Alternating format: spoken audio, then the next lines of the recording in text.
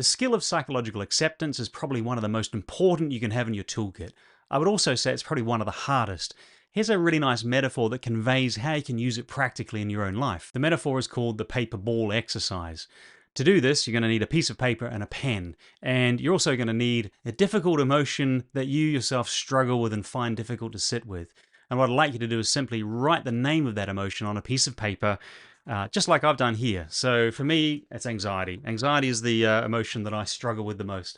And it's one that I find hard, and probably there's times in my life when I'd rather it just wasn't there, or if it was, I'd rather it was much, much smaller.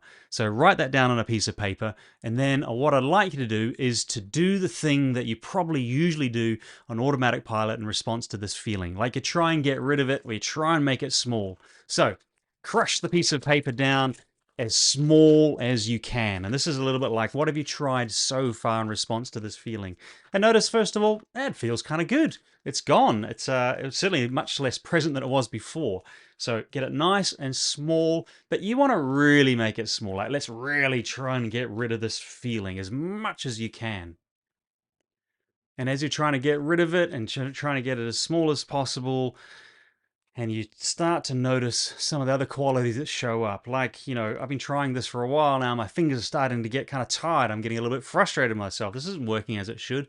I'm beginning a bit disappointed with myself. And I probably feel like, it's kind of hurting. Like this is taking a lot of energy from me as I try and get this super, super small. And then I'd sort of invite you to kind of notice the cost, the extra cost of trying to make it super small, which is it's hard to be present. Like I'm really focused on this. It's hard to be present with you. I'm kind of disconnected from you as I'm trying to get rid of this thing. It's also hard to concentrate on anything else because my energy is right onto this, making it as small as possible. And my values, the things that are important to me, are kind of remote and distant. Like my main focus is trying to make this small. I can't really ask and think about what I'd really like to do and what matters to me. So as you're doing that, what I'd also like you to just hold in mind as you're asking yourself these questions is just like what's it been like for you? But see if you can ask yourself in a way that's, I don't know, maybe kind of kind. Notice with kindness, which is first of all, notice your standard response and strategy to these kind of feelings, the one you wrote down on the piece of paper. Notice how it's working for you. Is it working, in fact? And notice, of course, the costs that are associated with this. So if you're like me, you might notice there are some costs to this strategy, that it does come at a price, and that perhaps it doesn't always work for me. Also, though, as you're doing this, there's a couple of things I'd just like you to hold in mind. First of all, that these kind of strategies certainly look like they work for other people, so we're not silly or stupid for investing a lot of time and energy in trying to get rid of these things. It also works for other things as well, external things. Like if I want to get rid of this pen, I just throw it away. It's gone. It's out of my mind. So it makes sense then, in some level, that if I just want to get rid of anxiety, I should be able to.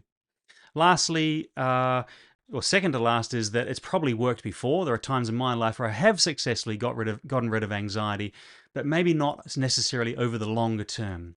And then lastly, everyone else says it works, right? There are messages out there in society to say, just get rid of your feelings, just be happy, just do it.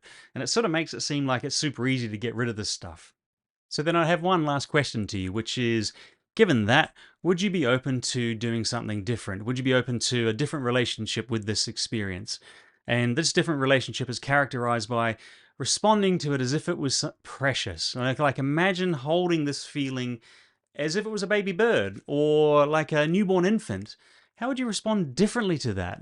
You'd probably hold it with kindness and tenderness and care.